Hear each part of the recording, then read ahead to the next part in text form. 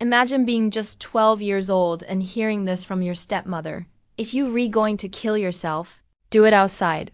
That was the final straw in a childhood riddled with bullying, betrayal, and emotional torment. My parents had been fighting more and more, yelling behind closed doors. Cold silences across dinner tables and a general heaviness that sat in every room.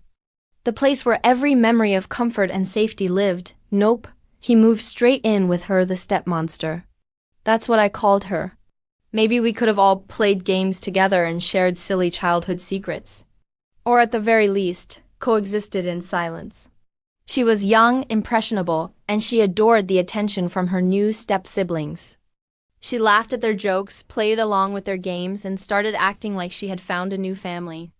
But the moment he left the room, her tone snapped like a rubber band, cold, dismissive, condescending. Her favorite line was, "Go outside. I don't care what you do. Just get out." I became a stranger in the house that was supposed to be half mine. And just like that, I was the odd one out.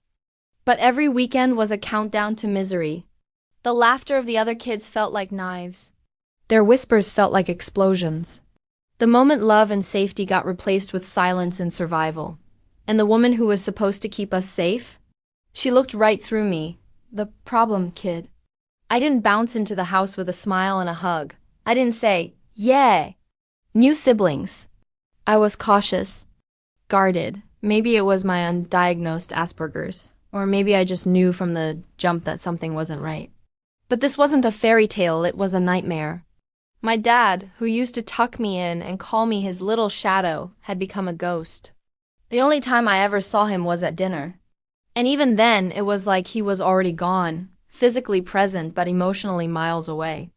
He'd say cruel things about my mom right in front of me, calling her a fat pig or saying she only cared about money. I'd sit there, choking on my food, pretending not to hear. From the very first visit, the air was different.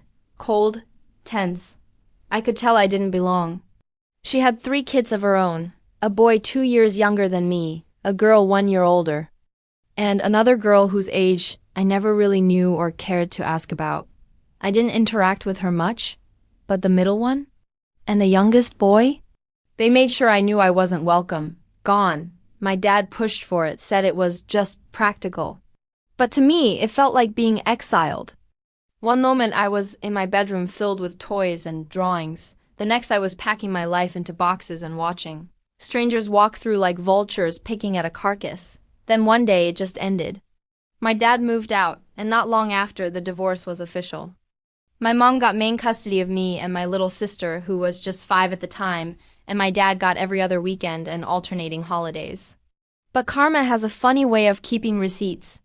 Because a decade later, I found myself standing in court forcing that same woman to sell everything she owned. Her house, her dogs, her dignity gone. This isn't just a revenge story. It's justice, delivered cold. And if you've ever been made to feel small, you're going to want to hear how this ends. I was about 9 or 10 when my world started to crack. That alone was tough. But then came the part that really broke me. We had to sell our house. My childhood home. When my dad moved out, he didn't go to some bachelor pad or rent a small place nearby. In some fantasy version of life, maybe we could have gotten along. My little sister, though? She blended in instantly. It started small snide comments, exclusion from playtime, silent stares across the room. But the worst part wasn't even the kids, it was the adults. And the stepmonster? She played the perfect act in front of my dad, sweet and sugary. I tried to hold it together, thinking maybe it would get better. That was the fracture. The moment childhood ended. At first, I tried to believe it was just growing pains, new people, new routines, awkward vibes. I mean, blending families is hard, right? Maybe I just needed to give it time. But that illusion didn't last long. The step-siblings made sure of that. The boy, the youngest of the 3, took a special interest in being cruel. They'd whisper, giggle, and scatter. They'd set me up to look like the troublemaker. If something went missing, it was suddenly my fault. If someone cried, it must have been me who caused it. It was like being in a constant trial, with no defense and no voice. He was 2 years younger than me, but the way he pushed my buttons, he knew exactly what he was doing. He'd call me names, hide my stuff, lie to the adults about things I never did. His sister, a year older than me, was even worse. She was all fake smiles and passive aggression in front of grown-ups, but behind closed doors, she was sharp and cutting. Once, after a particularly cruel prank where her son locked me outside in the cold, I stood in her kitchen trying not to cry and said it became her excuse for everything. Every time I asked for help, every time I stood up for myself. You're just trying to get attention. And my dad? He was never around enough to see it, and when I told him, he'd shrug. Say things like, "You're too sensitive," or "Just try harder to get along." "They keep bullying me, please, I need help." She didn't even flinch. Just crossed her arms and said, "My kids said they didn't do anything. Stop lying for attention." Whispered jokes. Stolen belongings. And worst of all, that awful feeling of being invisible to the people who were supposed to care. Only ever wanted my money.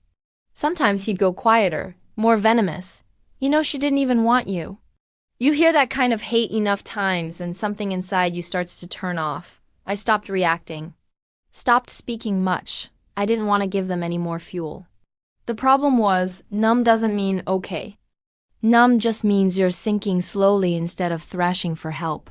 I was the one who kept things together. I'd freeze every time, my appetite vanishing. My sister would keep eating like nothing was wrong. "Get out of the house," she snapped, waving her hand like I was some fly. I stood there, fists clenched, heart pounding, and I broke. Once I locked myself in a bathroom and cried until my whole body shook. It was emotional abuse. Sustained, targeted, and deliberate. I remember whispering to the tiles, "Please, someone just help me." I remember writing notes to myself that said things like, "You're not crazy." I don't remember exactly what set me off a group project, a harmless comment, maybe even nothing at all. Every cruel thing said they got me a psychologist. Someone actually listened. They listened. Every time I was locked out eventually, and I'll never forget his words. He said, his voice cold and flat, "You shouldn't come visit anymore. Stay with your mom." I don't care. That he'd pick up the phone and say, "I didn't know. I'm sorry." They contacted my dad. They told him what I'd said. No curiosity. Not in his new family. Not in his heart. He chose their lies. And he cut me off. No second thoughts. There's only one way left to go. If they were concerned about my mental health, my emotional safety, the environment I was being placed in every other weekend, every time I tried to speak and was called a liar. And thank God my school didn't brush it off, but I snapped. I had a full-blown meltdown. I cried uncontrollably for hours. The dam finally broke. And everything spilled out. They're just cruel. I even tried to sneak a call to my aunt one weekend. That's when my dad started collecting my phone at pickup, my last line to the outside world gone. Not healing, at least not yet, but clarity. The kind of clarity that comes when you realize you've already hit rock bottom. Psychologists ran some tests. That moment hurt more than anything. Because it meant everything I'd feared was true. And finally gave words to something I didn't understand. I had Asperger's. It wasn't a flaw, just a part of how my brain worked. A piece of the puzzle that explained why I didn't always react normally, why I struggled with new environments and sudden changes, but most importantly, it validated me. I wasn't broken. I was just me. If you're gonna kill yourself, do it out there. The stepmonster would smirk. And I would just sit there, shrinking. "Why are you so weird?" She'd ask, loud enough for everyone to hear. "No wonder your dad doesn't like you." I wanted to scream at her, shake her, ask why she was joining the people who were breaking me down. In a terrifying, hollow kind of way. The kind of click where you realize, I'm alone in this. No one is coming to save me. I counted the hours till I could leave, and when I was back at my mom's, I tried to forget it all. By the time I was 11, dinners at his house had become a psychological gauntlet. We'd all sit at the table, me, my sister, the stepmonster, her demonspawn, and he'd go on rants. Long, drawn-out tirades where the main subject was always my mom, but it clung to me. Like a shadow. But I knew why, because in that house loyalty was currency. And she couldn't afford to be poor. I tried to call my mom, cry for help, tell her what was going on. But one day my dad figured it out. He picked us up, and the first thing he did was hold out his hand and say, "Give me your phone." That became routine. Every time I stepped into his car, he took my phone and locked it away. My only lifeline gone. No texts, no calls, no pictures, no help. Total isolation. They had a talent for psychological warfare. I wasn't just the outsider, I was the target. Every time I tried to join a game or conversation, I was iced out. And then there was my little sister. She had always looked up to me. We were close, especially after the divorce. But once the stepmonster's kids got their hooks into her, that closeness cracked.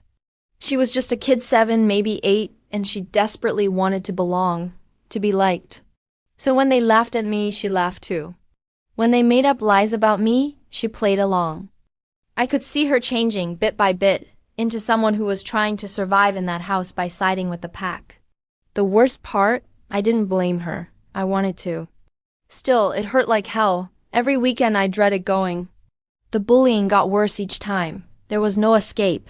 And still, the stepmonster insisted I was making it all up. I tried telling her what was going on. That phrase, lying for attention, got seared into my brain. So I stopped telling anyone. I bottled it all up and kept my head down. The bullying didn't always look like violence. It looked like silence, exclusion, smirks when I walked into a room. They had me cornered. No allies, no voice. No escape, and it was only just beginning. If the bullying was the poison, my dad was the spoon that stirred it in deeper. "She's a fat, greedy pig," he'd say, stabbing his fork into his plate like he was murdering the mashed potatoes. It wasn't just painful, it was numbing. And believe me, I tried to thrash. There were moments when the weight of everything crushed down so hard I'd break. I didn't know it at the time, but what I was going through wasn't just bullying or a bad childhood. One day I couldn't take it anymore. It was one of those weekends where the stepmonster had decided she didn't want me inside. "I don't want to live like this anymore," I said. "I think I want to die." She didn't blink. She didn't ask why. She didn't stop. Instead, she sneered and said, "I don't care. Go outside." I stood frozen. Not even crying, just stunned. Like my soul had stepped out of my body. That night I didn't sleep. I laid awake, staring at the ceiling, and something clicked, not in a good way. The breaking point came at school. I told my teacher everything. They contacted Child Protective Services. For the first time in years, the CPS got involved, and I hoped naively that this would be the moment everything changed, that maybe he'd finally open his eyes. But that call came. "Since you feel the need to lie like that," click. That was the last time I ever spoke to him. No apology. He chose her. And you know what? I never had a place in that house. But that was also the moment something else started. And from there, up. After that final phone with my dad, the one where he told me to stay with my mom and that he didn't take care, everything went silent. At first I kept waiting. For an apology, a letter, a birthday call, something, but nothing ever came. Not on holidays. Not on milestones, nothing. It was like I had been erased from his life. Like I never existed. And honestly, in the beginning, that silence was just another kind of pain. A dull, constant ache. It wasn't loud like the bullying or sharp like the gaslighting. It was heavy. I didn't ask much. At first, she wouldn't say anything, probably out of guilt or confusion, and slowly we started to get closer again. Like two survivors crawling out of a shared wreckage. I started discovering the parts of me that had been buried under years of self-doubt. You don't just shake off a childhood like that. There are still nights where a smell or a sound yanks me back. Still moments where I question my value. But now I have tools, perspective, and for the first time in my life I had peace. I grew stronger, smarter, quieter in some ways, but sharper too. But as time passed, she started telling me bits and pieces. I hadn't thought about my dad in months, maybe years. Then suddenly his name flashed on my phone screen, but it wasn't him. It was his sister, my aunt. Her voice was quiet, almost shaky.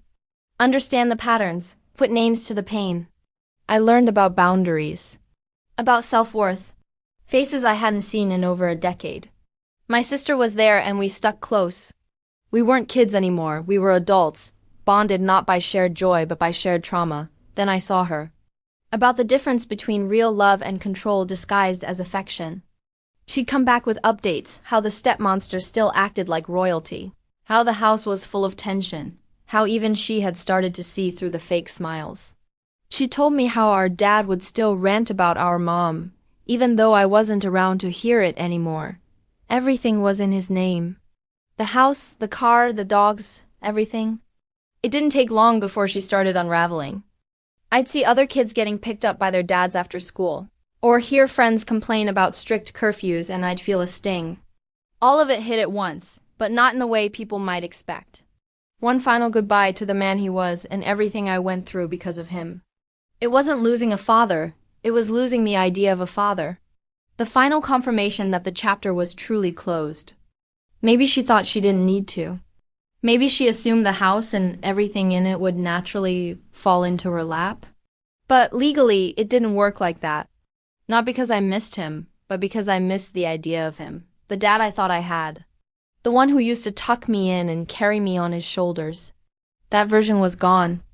I remembered the silence, the bullying, the erasure. This woman made my life a living hell. And now she was sobbing about how unfair it was that she might lose her precious home, even if there's no will. Usually, most kids wait until after the surviving spouse dies or chooses to sell something of value. But the law didn't require us to wait. Still had that sharp, judging glare, but now it came with wrinkles, stress lines, and a bitterness that practically oozed from her skin. And next to her stood a boy, my half-brother. I never met him before. He looked confused, unsure, and oddly kind. He was maybe 9 or 10, innocent, blameless, that we'd stay silent, that we were still those scared kids with no voice. My little sister still went to see him for a while.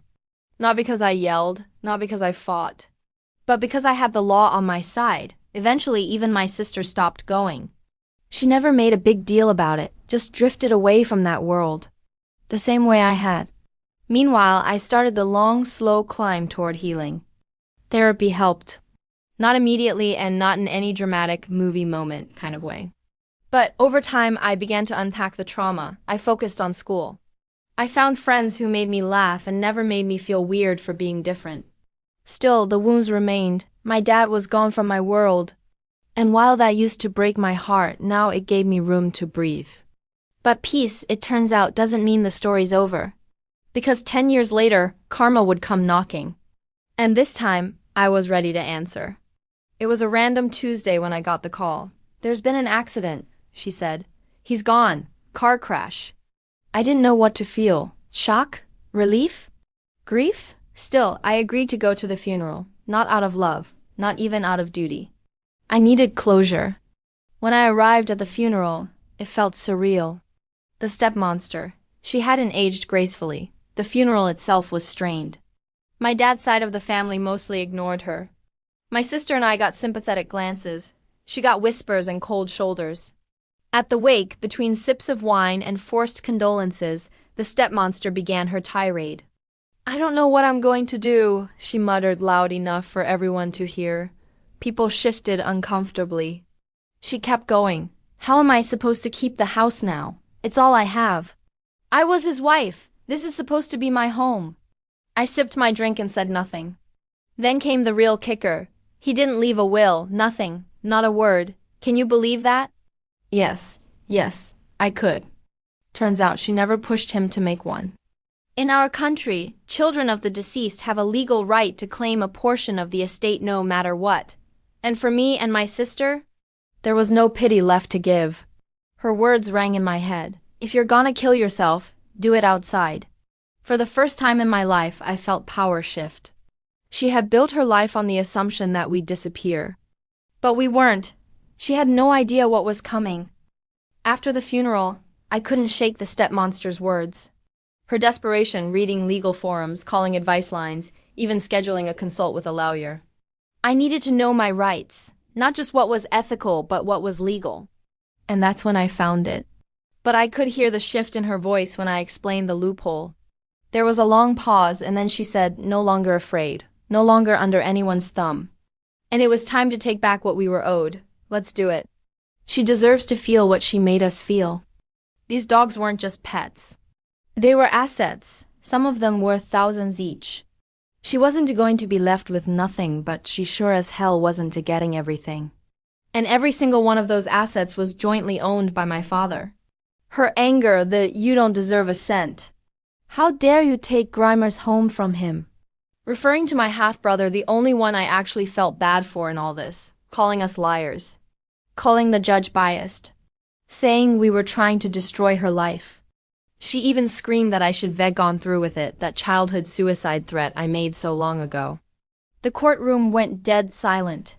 You could hear the air leave the room. But the moment the legal documents were read aloud, that smugness cracked. Then it shattered. But even then, I knew he had a trust fund set up with a share. He wasn't losing everything. Just her illusion of control. Children of a deceased parent are entitled. The house was to be sold. The land parceled off. The car auctioned. The show dogs, yes, even the prized ones, were to be transferred to new owners who could afford them. And the insurance payout? Split 3 ways. To a specific portion of the butt, it caught fire. Thousands of upvotes, hundreds of comments. People sharing their own stories of cruel step-parents, childhood neglect, revenge served cold. Some called me a hero. Others questioned the morality of what I'd done. And yes, a few labeled me greedy. A state, regardless the resilience, still tells anyone who will listen that I ruined her life. Of weather. With the house, land, and dogs gone, she had to move into a modest apartment in a town far away from her old status. It's not about taking something from someone. It's about reclaiming what was stolen. No one cared who she was anymore. No one catered to her complaints. And with the monthly benefit barely covering expenses, her lavish days were over. But when you've been pushed to the edge and told your pain doesn't matter, getting justice can feel like breathing after nearly drowning. I didn't just get even, I got free. And if anyone watching this feels trapped in silence, please know, your voice matters. You matter. Don't let anyone dim your light. Hit like if you've ever felt unheard. Subscribe for more true stories that remind us sometimes karma just needs a little push. AI still flinch at raised voices. Still second-guess compliments. Still struggle to fully trust. The scars remain, and maybe they always will. But they're not open wounds anymore. They're just reminders of what I've overcome. It's designed to prevent widows or widowers from cutting the kids out. That part one already knew. What I didn't know was that there was no legal requirement to wait. Most people don't act immediately out of compassion or social pressure. They wait until the surviving spouse passes or chooses to sell part of the estate. But the law didn't demand that. We could file a claim right now. Her entitlement, it was almost amusing. Almost. But then I remembered what she'd put me through. The dismissiveness, the cruelty. The years of emotional abuse she never once apologized for. Can you believe they're going after the estate already? So greedy. Their poor little brother, how could they do that to him? People who had never once stood up for us as kids suddenly had strong opinions about morality and family values. But we didn't care, not anymore, and just like that, I wasn't amused anymore. I was focused, so I started digging. I spent hours researching inheritance laws. In our country, and considering how little compassion the stepmonster ever showed me, I felt zero guilt cashing in early. I called my sister. We hadn't talked much about revenge before. We'd both moved on in different ways. We were both adults now. Filing the claim wasn't complicated, but the emotional blowback was brutal. Whispers spread fast. The truth was simple. We had the law and we had each other. The estate included the family house, a few acres of land, a car, and strangely enough a collection of award-winning show dogs. There was also a life insurance payout and a monthly survivor's benefit that the stepmonster would receive going forward. We served her the papers. That's when the screaming started. She called me, ranting down the phone, spitting every insult she could muster. "You're evil." We went to court. She showed up looking smug, like this was all some misunderstanding that would blow over. That maybe the judge would side with her out of sympathy. She stood up and started shouting. The judge had to bang the gavel and threaten her with contempt of court before she finally shut up. It was a disaster for her. For us, it was a clean win. The court ruled that the assets had to be liquidated to pay out the children's inheritance. Each of us, the original children of the deceased, got our full share, valued at approximately $115,000. My half-brother's portion was locked into a trust fund until he turned 18. No one could touch it, not even her. She walked out of that courtroom with just over $1,000 in liquid cash and a monthly benefit of about $3,700. Not exactly destitute, but a far cry from the queen of the household life she was used to. Her scream as the final judgment was read still rings in my memory. "You're all monsters. This was my home, my dogs, my life, but you know what?" She never once said my husband. Because deep down I think she knew. She didn't love my dad. She loved what he gave her. The comfort, the security, the control. And now, all of that was gone. I walked out of that courtroom taller than I'd ever felt in my life. Not because I'd hurt someone, but because I'd reclaimed something. My power, my voice, my past. Justice doesn't always look like prison bars or grand speeches. Sometimes it's quiet, legal, tactical, and beautifully cold. Winning the case didn't just bring justice, it brought options. Real, life-changing options. For the first time in our lives, my sister and I had money of our own. Not a fortune, but enough to build something real. She used her share to pay off college loans and move into her own place. She even started a small business she'd been dreaming about for years. Watching her glow with freedom made all those years of pain feel just a little more worth it. As for me, I took a different route. I traveled for a while, saw places I'd only read about in books. I finally had room to breathe, to think, to just be. Therapy became something I invested in, not just to process the past, but to prepare for a future where I wasn't defined by it. I learned that healing isn't a straight line. Some days I'd wake up feeling empowered. Other days the memories would hit like a freight train. But now I had tools. I had power. I had me back.